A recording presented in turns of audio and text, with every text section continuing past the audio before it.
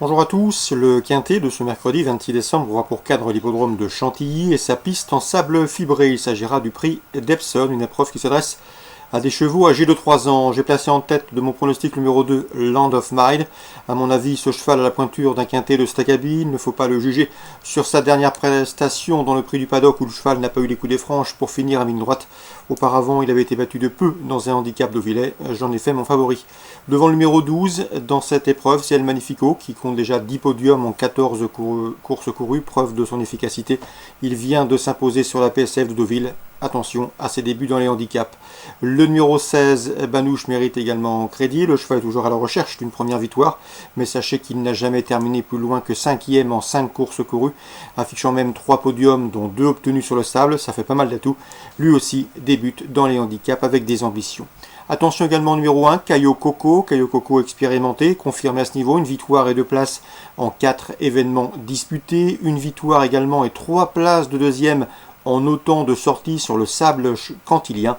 Seul son numéro en dehors dans les stalles peut lui jouer les tours. Le numéro 8, Assonance, mérite également une note de méfiance. Elle n'a pas gagné depuis presque un an, depuis le mois de janvier.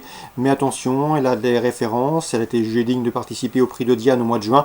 Elle n'a jamais terminé plus loin que 4e en 8 prestations sur le sable. Elle est courageuse. Ça doit suffire pour rentrer dans le quintet. Pour les places, on se méfiera du 17 Sandissime qui reste sur 2 podiums dans des handicaps, mais qui manque de référence sur le sable. Le numéro 13 également, Bagdad, qui compte déjà 2 victoires, qui reste sur 2 victoires à Toulouse et plus récemment à Lyon-la-Soie. Son retour dans les handicaps mérite d'être suivi, même si ses dernières prestations à ce niveau n'ont pas été convaincantes. Et numéro 14, Zach, qui me semble en mesure de bien faire. Le cheval a remporté un réclamé au mois de septembre, puis une course handicap plus récemment à la Soie sur le sable. Il a été nettement remonté sur l'échelle des handicapeurs, mais conserve son mot à dire pour l'obtention d'une place. Résumé chiffré pour ce quintet du mercredi 26 décembre. On placera en tête le 2 Land of Mine, devant le 12 El Magnifico, le 16 Banouche, devant le 1 Caio Coco, le 8 Assonance, le 17 Sandissime, le 13 Bagdad et le 14 Zach. Suite du programme Chantilly, la première j'aime beaucoup, le toujours un gamme Campillo, c'est le 107. Le cheval affronte ici des adversaires à sa portée, il devrait pouvoir en tirer profit. On lui associera le 108, je vous vois encore, qui vient de prouver sa forme en s'imposant sur le sable de Pornichet, 107-108. La suivante, la deuxième, attention au 208.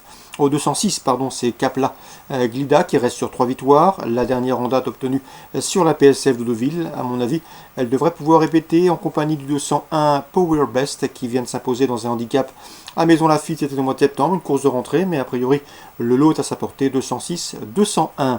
La troisième, j'aime beaucoup le 301 Realty King, proche de sa course. Il peut la trouver dans ce lot. Et dans la cinquième, 2 chevaux à vous indiquer, le 502 Balanjar, qui avait remporté un réclamé à Saint-Cloud, qui depuis a confirmé en société plus UP, notamment en s'imposant dans un handicap sur la PSF de Lyon-la-Soie. Donc pas de problème de surface concernant le 502 Balanjar. On lui associera le 503 Maniège. J'ai bien aimé sa victoire de Villers dernièrement. Il manque d'expérience, mais a priori c'est un cheval perfectible. On résume tout ça pour Chantilly. Première 7 et 8, deuxième 6 et 1, la troisième 301, et la cinquième le 2 et le 3. Plus du programme, avec notamment, on va parler de Nantes, de Nantes en Réunion 4. Dans la première, attention au 119, Cépage des Ulmes, qui pour ses débuts sous la selle à Laval le 9 décembre a gagné plaisamment. Une confirmation est ici attendue. Dans la deuxième, j'aime beaucoup le 212 Fauve de Félière, irréprochable depuis ses débuts. Deuxième, premier. Se protéger de Jean-Paul Marmion devrait pouvoir répéter. Et dans la neuvième, attention, 908 Cap Lignery. Sa dernière sortie à Nantes s'est soldée par une victoire, c'était au mois de novembre. Le cheval est déféré les 4 pieds ici, contrairement à ses 2 dernières courses courues. Et à mon avis, dans ce lot, c'est une première chance, d'autant qu'il a couru 2 fois sur le tracé proposé, résultat, une victoire et une place de 3e. Attention également dans cette course au 912 Baron Dédou.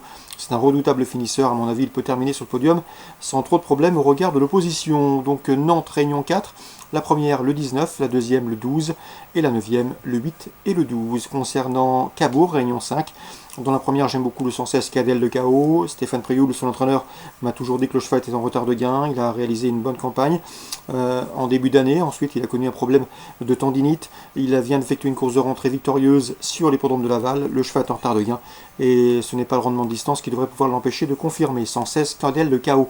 On lui associera surtout le 109 Campistron, un excellent droitier et un cheval qui vaut également un lot comme celui-là. Donc le 116 Cadel de KO qui vise une 5e victoire consécutive, associé au 109 Campistron, bon droitier.